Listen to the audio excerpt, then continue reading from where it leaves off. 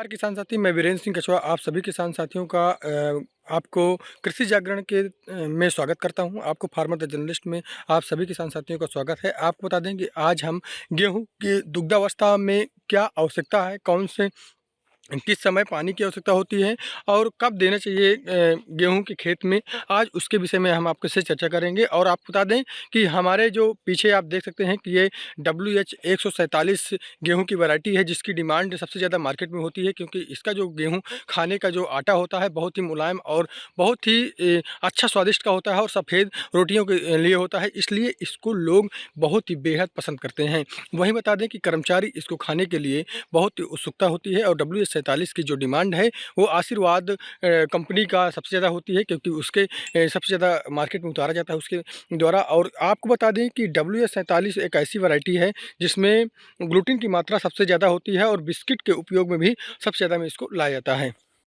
जैसा कि आप सभी किसान साथी देख सकते हैं कि यह एक गेहूं की खेती है और गेहूं की खेती में यह WH 47 जो वैरायटी है ये मुख्य रूप से बोई गई है।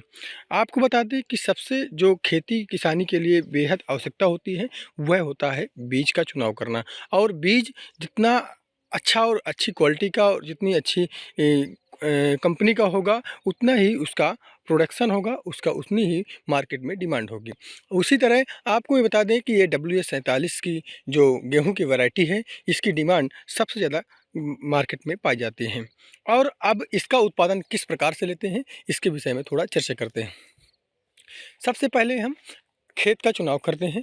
खेत के चुनाव में आपको दोमट मिट्टी हो, काली मिट्टी हो, वो जलोढ़ मिट्टी हो, यह खेती के लिए सबसे अच्छी और उपयुक्त मानी जाती है। अब बात करते हैं कि इसकी खेत की जुताई, गुड़ाई और हैरों से सर्वप्रथम जुताई करते हैं, जिससे कि 10 से 12 सेंटीमीटर तक गहरी जुताई हो सके। इसके बाद उसको कल्टीवेटर से 2-3 बार जुताई करते हैं और इसके बाद फिर पलेवा कर कर बोआई करते हैं। बोआई के लिए सबसे आवश्यकता होती है वैरायटी का चुनाव करना। तो जो वैरायटी यहाँ के लिए उपयुक्त होती है उस वैरायटी का चुनाव करना चाहिए। जैसे कि यहाँ WH 47 बहुत ही अच्छी मात्रा में होता है। अब WH 47 की बुआई के बाद अब आवश्यकता होती है सिंचाई की। सिंचाई कब करना चाहिए? सबसे जो पहली जो सिंचाई है वो है CRI स्टेज, यानी क्राउन रूट इनिटिएशन की जो स्टेज होती है उस स्टेज में पानी देना बहुत ही आवश्यकता होती है। यह स्टेज 20 से 21 दिन में कर देनी चाहिए। इससे क्या होता है कि जड़ों का विकास बहुत ही अच्छा और तेज़ी से होती है। दूसरी सिंचाई आपकी टिलरिंग अवस्था में होती है, जब टिलर निकलते हैं, यानी 40 से 45 दिन में। इसके बाद तीसरी जो सिंचाई होगी वह आपकी होगी जॉइंट स्टेज में, जब इसमें गांठें पड़ने लगती हैं, वो तीसरी होगी 60 से 62 दिन में। इसके बाद चौथी जो सिंचाई होगी वो होगी फ्लावरिंग स्टेज में।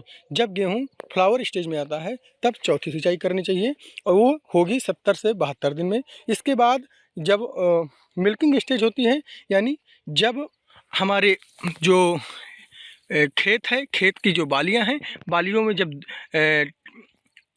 दुग्धावस्था होती है, यानी इस समय जो है दुग्धावस्था है और इस समय पानी की बहुत ही बेहद आवश्यकता होती है, क्योंकि इसमें दानों में इस समय प्रोटीन है और अन्य जो न्यूट्रिशन होता है वो पर्याप्त मात्रा में होता है। और जब हम मिल्किंग स्टेज में पानी देते हैं तो उसमें सुडौल और बहुत ही अच्छा बीज तैयार होता है। इसके बाद जो छठवीं सिंचाई है वो है हमारी हार्डिंग सिंचाई, यानी जब इसमें दाना पड़ जाता है और दाने के समय इसमें सिंचाई करना बहुत ही आवश्यकता होती है, क्योंकि यह मजबूत और मोटा दाना होता है, जिससे कि वह दाना चमकीला भी होता है। और ये छठी स्टेज है। और इसके बाद खेत की कटाई कर दी जाती है। कटाई के बाद खेत को हम साफ सफाई करेंगे और खेत में दूसरी फसल के लिए तैयार करना शुरू कर देंगे। आपको जैसा कि हमने बताया कि पहली सिंचाई, दूसरी सिंचाई, तीसरी सिंचाई और चौथी, पांचवी, छठवीं सिंचाई करते हैं तो सबसे अच्छा उत्पादन मिलता है। अब हम आपको इसके बारे में बताएंगे कि ये जो है ये हेयर है, बाली है और बाली के ये जो चारों तरफ है ये हेयर लगे हैं। इससे ये क्या करता है कि दाने को कवर करता है और ये मोटा सुडौल इसका स्टेम है, ये बहुत ही मजबूत और छोटे आकार का यानी ड्वार्फ वैरायटी होती है, जिससे इसका उत्पादन तेज़ी से होता है और सबसे अच्छा उत्पादन होता है।